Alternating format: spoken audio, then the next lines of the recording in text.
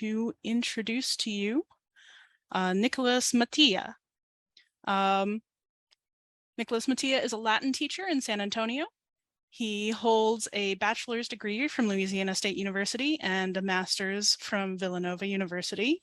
And he also studied at Swansea University in Wales. He also holds a certificate in classics from Central European University in Budapest. So his paper is on holy leadership in a power vacuum, Severinus of Noricum in post-Roman Noricum. Nicholas, if you would turn on your video. All right. Good afternoon, everyone. Sharing screen now. Let's get in here. Okay. So I'm talking today about holy leadership in a power vacuum, Severinus of Noricum in post-Roman Noricum. During the mid-400s, along the western Danubian frontier, a holy man came out of the east. He decided to stay in a small town, Asturias. One day, the holy man went to the church and asked the people to come listen to him. In a scene reminiscent of the prophet Jonah, the holy man told the people to pray, fast, and do works of mercy, lest they be attacked by the enemy. The people did not listen, and the holy man left. Shortly after, the holy man came to another town and repeated his call to prayer, fasting, and works of mercy. The people of the new town also did not listen. But one day, a man came to the town from Asturias. He reported that his town had been destroyed, just as the holy man had foretold. The man found the holy man and threw himself at the holy man's feet. The people of the town saw this and decided to believe the holy man. For 3 days, they made up for their past doubt and did as the holy man asked. On the third day, while the people were in church, an earthquake struck the town. The barbarian army outside the town, terrified by this act of God, ran out of the area haphazardly and began to fight each other. The barbarians annihilated each other and the city was saved. The above story is a recapitulation of the first 2 chapters of Eugipius of Lucullanum's Cememoratorium of Severinus of Noricum. Eugipius, in the Cememoratorium, describes a Roman province on the brink of collapse, and the only man standing between the province and catastrophe is a holy man. In this paper, the collapse of the Roman political control in the late antique Western Roman frontier will be examined using the Cememoratorium as a hermeneutic. This presentation will begin with an overview of the period between 395 and 520 on the Western Roman frontier. Then this paper will introduce the hearers to Eugipius of Lucullanum, a Christian refugee from a Roman frontier province, with a brief overview of his life and works. This presentation will then introduce Eugipius's Cememoratorium of Severinus of Noricum. Then the actions of Severinus on the frontier will be examined, especially his interactions with the Roman army, barbarians, and with the people of Noricum. Finally, this presentation will investigate the flight of the Noricans from the province. The collapse of Roman political control over the western frontier began with the Battle of Adrianople in 378, which led to the destruction of 2/3 of the Eastern Roman army by the Goths. The next 4 years, which included another Roman defeat in 380 by the Goths, led to a treaty between Rome and the Goths, settling the Goths along the eastern Danube in 382. This settlement began a new strategy for the Roman Empire with respect to the frontier. The frontier was now seen as a defensive buffer between the rest of the empire and the barbarians. The frontier became a settling ground for numerous groups of barbarians who could, in the Roman mind, then be turned on other barbarians in exchange for frontier land. This made the Roman population's grasp on the frontier tenuous. Why remain when your home could be given up to the next group of barbarians to cause the Romans a problem by crossing the Danube? This uneasiness by Romans along the frontier with Roman concessions to barbarians and conflict with their new barbarian neighbors can be seen quite clearly in an incident that occurred in 390 in Thessalonica. Butheric, a Gothic magister militum in the Roman army, arrested a Roman charioteer. The people of Thessalonica agitated for the man's release, but Boutheric refused. The Thessalonians then rose up against Boutheric and killed him. Emperor Theodosius retaliated against Thessalonica, ordering an attack on the city and massacring a sizable portion of the population. Soon after, in 395, Alaric, a Gothic chieftain, led a group of Goths that had served at the Battle of the River Frigidus to revolt in the area along the eastern Danube, looting large sections of the region to apply pressure on Constantinople. Stilicho, Honorius's Magister Utriusque Militiae, who also claimed regency over Arcadius in the east, then attempted to use this revolt to wrest control of the Balkans from Arcadius, but was unsuccessful. The revolt was ended in 397 by Eutropius, Stilicho's Arcadian equivalent, who appointed Alaric to a military command in Illyricum. Alaric and his Goths left Illyricum in 401 to invade the west. By 410, following a number of invasions into Italy, the Goths, who the Romans had settled along the Danube in Roman territory, had left the region. The next group the Romans settled in the Balkans was a group of Goths freed from Hunnic dominance by the Romans in Pannonia in the early 420s. These Goths were then settled in Thrace. By 420, Roman control of Pannonia had diminished, and the Romans had abandoned the province. Sometime around 430, the Alemanni invaded the western frontier, and a sizable part of Noricum revolted. However, both of these problems were put down by Aetius, the western Magister Utriusque Militiae. The full force of the Hunnic army came to the frontier in the 440s, and the eastern army suffered defeats to them in 442 and 447. By the end of the 440s, the town of Imanacium, Nisus, Serdica, Ratiaria, Philippopolis, Arcadiopolis, and Constantia had fallen to the Huns and their allies. Although Attila died shortly thereafter and Roman political control was reestablished in these parts of the Balkans, permanent damage had already been done. Further in the west, possibly in response to Attila, Roman control of Noricum, modern-day Austria, ceased to exist. It is interesting to note that the human geography of the collapse of the Roman control during this period. From 378 through the 440s, the major area impacted by Roman losses to barbarian groups in the Balkans were the Romans settled along the Via Militaris through the northern Balkans. This northern road that connected the western half of the empire with Thessalonica and Constantinople is also the same route through which the intellectual fights of the Christological crisis on the frontier had taken place a century earlier. The loss of these regions to the barbarians undid the progress that had been made by the Nicene Christians. Though the region was now re-Arianized, so the Nicene contingent in the Balkans and the surrounding region was tasked with returning it to the Nicene fold again. With the Hunnic threat diminished by 469, the Goths of Thrace became the bad actors on the frontier. A revolt broke out by these Goths in 471, and the towns of the Roman frontier were again looted by the Goths for political gain over Constantinople. Combined with this Gothic revolt, a group of Goths led by the Amals crossed into the frontier from now barbarian northern Pannonia around 473 and were settled in Macedonia. These two Gothic groups spent the next decade squabbling with each other and the Romans, with the frontier's Roman inhabitants stuck in the crossfire. During this period, the collapse of the Romans moved from the Via Militaris to the Via Egnatia.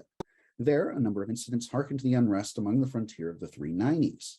In 479, the Pannonian Goths were detected near Thessalonica due to a malicious rumor that the Emperor Zeno had given these Goths territory near the city. The Thessalonians revolted, overturned imperial statuary, apprehended Zeno's legates in the city, and gave their power over to the city's archbishop. This action is quite interesting, as frontier bishops in areas like Dacia had more political control over their cities than areas in the Roman heartland like Thessalonica. Although it is possible that the Thessalonians merely saw their bishop, entrusted by the church with their spiritual care, as someone who was less inclined to betray them, the Thessalonians cannot have been ignorant of the role of Vetranio in Tomae, Ufila in Nicopolis, and the bishops in now barbarian-controlled Italy. The second incident also occurred in 479. Bearing in mind the actions of the Thessalonians, Theodoric the Amal had his supporters spread a rumor in Epidaurus on the Adriatic coast southeast of Noae, where the Pannonian Goths were now located. The inhabitants of Epidaurus panicked and fled the city, leaving it uninhabited for the Goths to take over. As Peter Heather contends, this abandonment of the city points to a belief on the part of frontier Romans that the empire had given up on them. Although most of the Goths would leave the majority of the Roman frontier by 488, and then almost completely abandon it for Italy by the 510s, the collapse of Roman military and administration along the frontier led to seismic changes in the area. The Roman communities along the Via Militaris and the Via Ignatia were either demolished or constrained by 520. Further, frontier confidence in the Roman Empire had ebbed to such an extent that the few remaining Romans were willing to cede power to either their clergy or to the barbarians, something that was rarely, if ever, practiced in the frontier prior to the 5th century. Moreover, Roman political control of the frontier shrank dramatically during this period. Pannonia, Noricum, Dacia, and Thrace were lost, along with large portions of Moesia and Macedonia. Before moving to discuss the Commemoratorium and Severinus of Noricum's actions during the final years of Noricum, it is important to provide further context on that frontier province. Noricum, a province located north across the Alps from Italy, joined the Roman Empire around 15 BC under the reign of the Emperor Augustus. Under Emperor Diocletian, Noricum was placed under the prefecture of Italy. The province then went through a number of divisions until, during the time of Severinus, the province was divided into Noricum Repens, which included the Danube and is the main theater for the actions of Severinus, and Noricum Mediterraneum, which included the Alps. Due to its location along the Limes, north of the Alps, the area was the frequent target of barbarian incursions, including an aborted attempt to settle the province by the Goths in the early 5th century. During 430 to 431, 2 revolts occurred in the province, which were personally ended by the Magister Utriusque Militiae Aetius. The province was then attacked several times by the Huns, but the real damage to Roman control came from the Hunnic successor groups, including the Rugi, the Goths, the Heruli, and the Thuringi. Emperor Zeno in 486 to 487 fomented a revolt of the Rugians against Odovacar, and in response, Odovacar defeated the Rugians in Noricum and removed the Roman population from the province. Eugipius's Commemoratorium of Severinus begins around 453 with the death of Attila and ends after the Noricans settle in Italy following their forced emigration from the province. We now turn our attention to the collapse of Roman control in the Balkans as seen in Eugipius of Lucullanum's Commemoratorium. Eugipius was the abbot of a monastery at Castellum Lucullanum outside of Naples, Italy, and he is known to have written, along with the Commemoratorium, a book of excerpts of Augustine of Hippo and, according to Isidore of Seville, a monastic rule. The Commemoratorium is a 46-chapter work that is intended to provide a record of the important miracles and events in the life and death of the holy man called Severinus of Noricum. The Commemoratorium was written by Eugipius, a follower of Severinus and a refugee from Noricum. He is also one of the ones who helped move Severinus's body to its final resting place in Castellum Lucullanum on the Bay of Naples.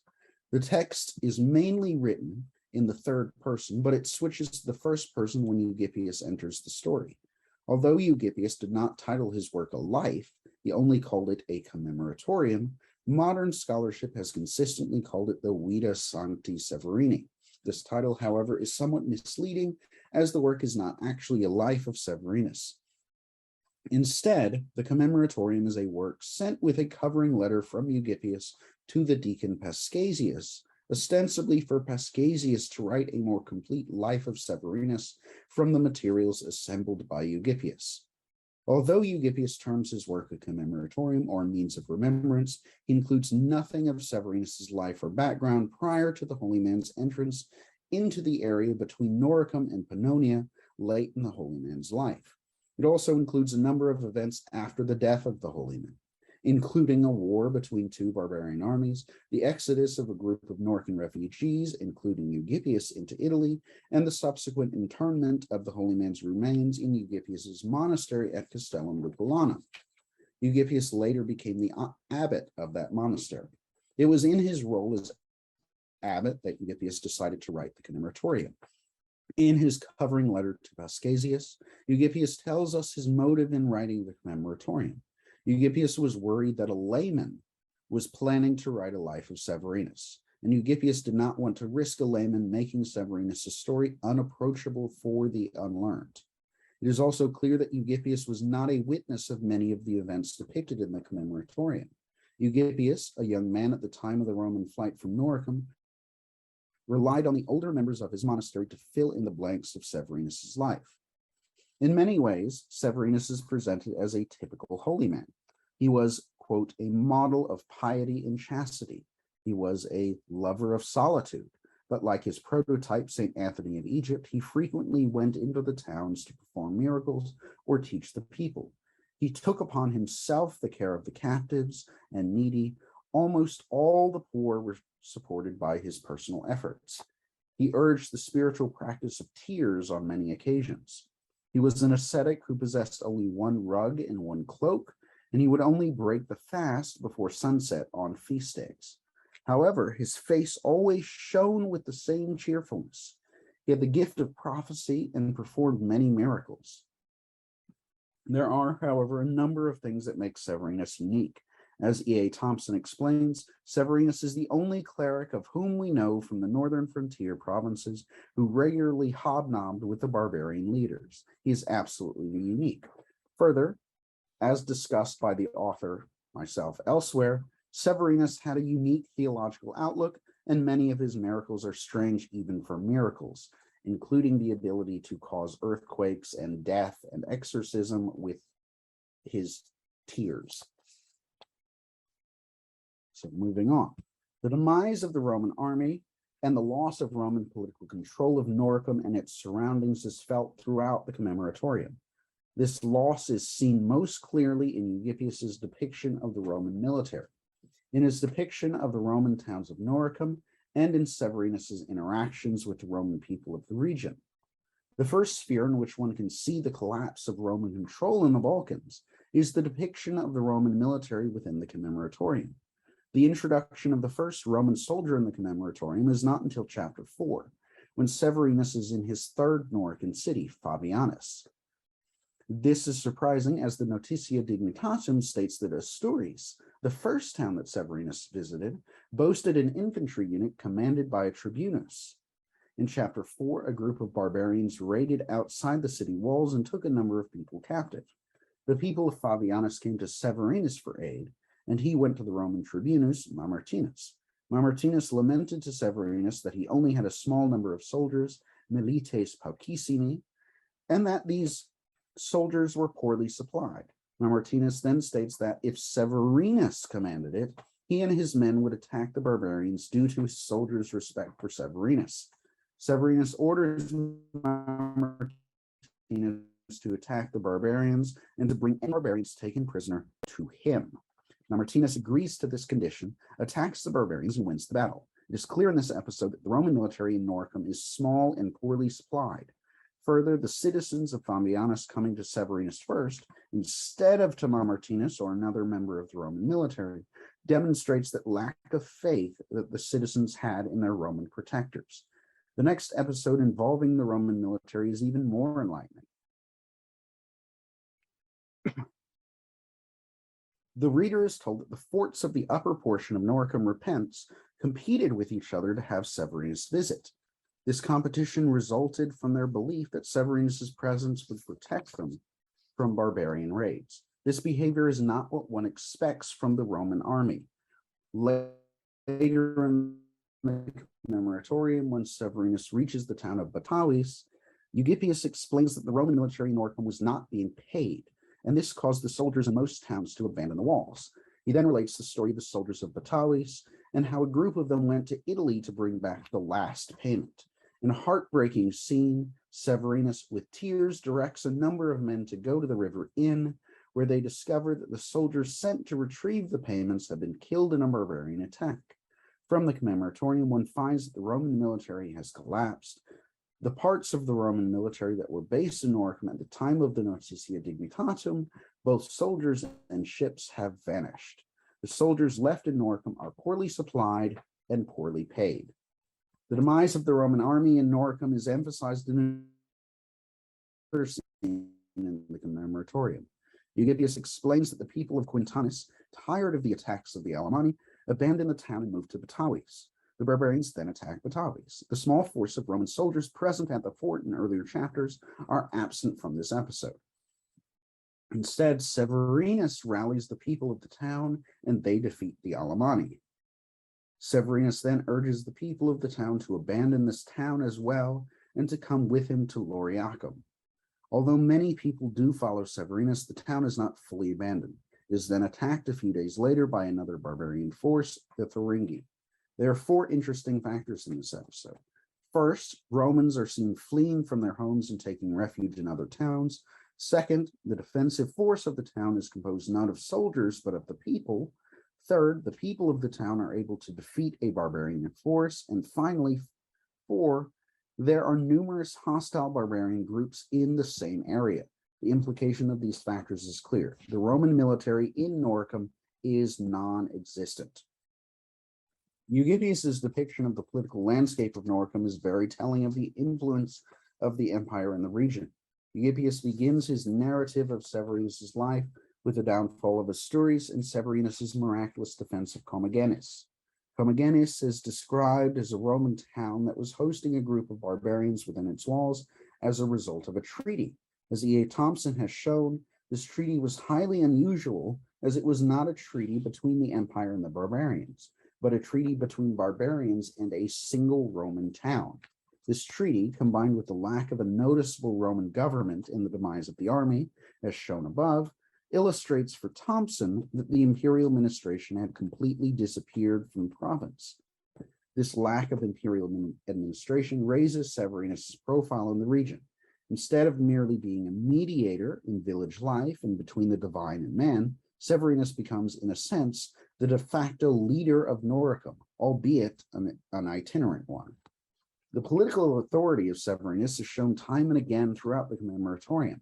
The people of Fabianus, as discussed above, came to Severinus for aid instead of the local tribunus when their town was raided by barbarians. Severinus then went to the tribunus and he commands him to attack the barbarians and gave him conditions on how to treat any prisoners taken. On another occasion, near the end of the holy man's life, people of Noricum entrust Severinus with the ability to negotiate with the barbarians on their behalf. Severinus meets with Philiphaeus, the Rugian king, and successfully negotiates the settlement of the people. Further bolstering Eugipius's portrayal of Severinus as having political authority, a barbarian king, Philiphaeus, feeling troubled regarding the security of his reign, traveled to see Severinus rather than having the holy man travel to him. Although this can be explained plainly as a simple piety, despite there being followers of virgin Christianity, the implication, due to the nature of Philiphaeus' trouble, is that Philiphaeus saw Severinus as possessing some temporal authority. A similar episode occurs in chapter 19 of the Commemoratorium when the king of the Alemanni, Gibaldus, travels to see Severinus. Eugipius, noticing the irregularity of the meeting, calls attention to Gibaldus's decision to travel to meet Severinus. This meeting deserves further scrutiny. Gibaldus came to meet Severinus at Batavis. Severinus does not allow Gibaldus to come into the city. Instead, Severinus goes out to Gibaldus. Severinus rebukes Gibaldus, causing Gibaldus to tremble vehemently. Gibaldus then agrees to release his Roman prisoners. Eugipius in this episode is making a clear parallel to the legend regarding Pope Leo's meeting with Attila. In the legend, Attila, having defeated the Roman army, was marching on Rome. Leo decided to ride out to meet Attila outside the walls. The two met, and Attila turns his army around, allegedly due to fear of Leo and the wrath of God. Batavis, as the last Roman town in the region to have a Roman garrison, is a clear stand-in for Rome, while Severinus and Gibaldus play the roles of Leo and Attila respectively. This episode is not the only one where Eusebius parallels Severinus and the Bishop of Rome. On 2 occasions, the Cememoratorium relates an episode in which Severinus orders a bishop to do something and the bishop assents. First, after the fall of Ioiaco, Severinus sent a letter to Paulinus, ordering him to begin a 3-day fast for the entire diocese. Paulinus agrees, and the fast, according to Eusebius, saves the Roman forts from being overrun by the Alemanni. Then, in the town of Noricum, Severinus orders the bishop of the city, Constantius, to distribute guards along the walls. Although Constantius does not immediately agree to this order, he does assent after a rebuke from Severinus. Again, the bishop, following the order of the holy man, leads to the salvation of the people from the barbarian attack. In both instances, we see Severinus, a non-ordained monastic, taking on the authority of the Pope and ordering the bishop to do something. Eusebius is clearly arguing that Severinus has both political and religious authority over Noricum. The political authority taken on by Severinus and given to him by the townspeople has led to a great deal of speculation regarding his identity. As discussed above, Eusebius does not give many details regarding Severinus' life before his coming into Noricum, and he discourages people from looking into Severinus' origins. Modern scholarship has, however, attempted to fill in the blanks of Severinus' resume. A popular theory, first posited by Friedrich Lauder, is that Severinus is the consul Severinus of 461, who, the theory goes, came to Noricum after falling out of favor following the assassination of the Emperor Majorian. Although this theory has little merit due to the dating of the actions within the Cememoratorium, for example, the Cememoratorium begins with events that take place around 453 to 455, the idea that Severinus has some political nous is credible. As discussed above, Severinus is shown to have political authority throughout the Cememoratorium. Further, Severinus' ability to lead the defense of a city, to negotiate successfully with barbarians, and to successfully relocate segments of the Noricum population on multiple occasions shows a competence that one does not expect from an ordinary monk. Severinus' political competence is also shown in his relations with the barbarians of the region.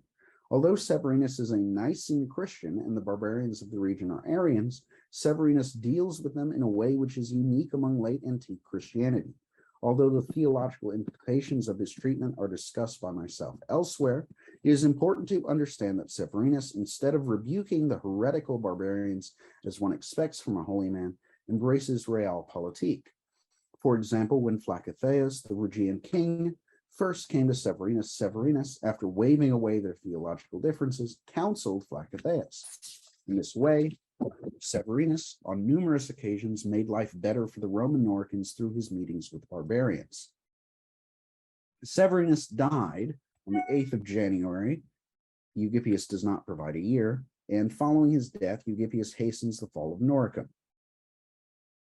Instead of blaming Emperor Zeno and his Rhegian allies for the forced evacuation of the province, Eusebius connects the fall of the province to a prophecy made by Severinus shortly before his death. Eusebius ends the Norican stay in a satisfactory style for his readers, informs us that Severinus' greatest enemy in the Cememoratorium, Gizo, the wife of Flacitheus, was captured along with her husband and taken to Italy as a prisoner. When the Noricans left the province, Severinus' monks, along with Eusebius, disinterred the holy man and brought him with them to Italy. Eusebius then relates the evacuation of the Noricans to Italy, connecting them with Israel's exodus from Egypt, before finally arriving at Castellum Lucullanum outside of Naples. I apologize. We are about to run out of time, so please just give us a closing statement if you would. Yeah. So, the Noricans are forced to abandon their province in 488. This flight was a commonplace for Romans along the frontier during this period of late antiquity. And we've seen in the Cememoratorium that Roman control had already vanished from the region by the time of Severinus' adventus into the region, and it traced the demise of the Roman army and the Roman population in the province, culminating in the flight of the Noricans from Rome into Italy. It depicted a Noricum that gave Severinus implicit political control of the region. And a last little extra note, the Castellum Lucullanum is possibly the same monastery where Romulus Augustulus, the final emperor of the West, is forced to go. So it's possible that Eusebius and Romulus Augustulus are there at the same time. Thank you. Thank you so much, Nicholas. That was a really fascinating talk. We do have a bunch of questions in the chat about the nature of these barbarians, whether they were all the same tribes, but I'm afraid that we are really out of time. So if you can just give us just a little short response. On the types of barbarians? Mm-hmm. Yeah, so we start off with the Goths, and there is a section of Goths led by Odovacar who actually shows up in the middle of the Commemoratorium, and as a young man, and Severinus actually heals him. But the other barbarian groups around are just smaller groups that end up being kind of folded into the Goths after they take over Italy, like the Rugians, the Thuringi, the Amals, the Alemanni, etc. Okay, thank you so much. What a wonderful paper. Please, thank you so much to our wonderful chat who have been applauding.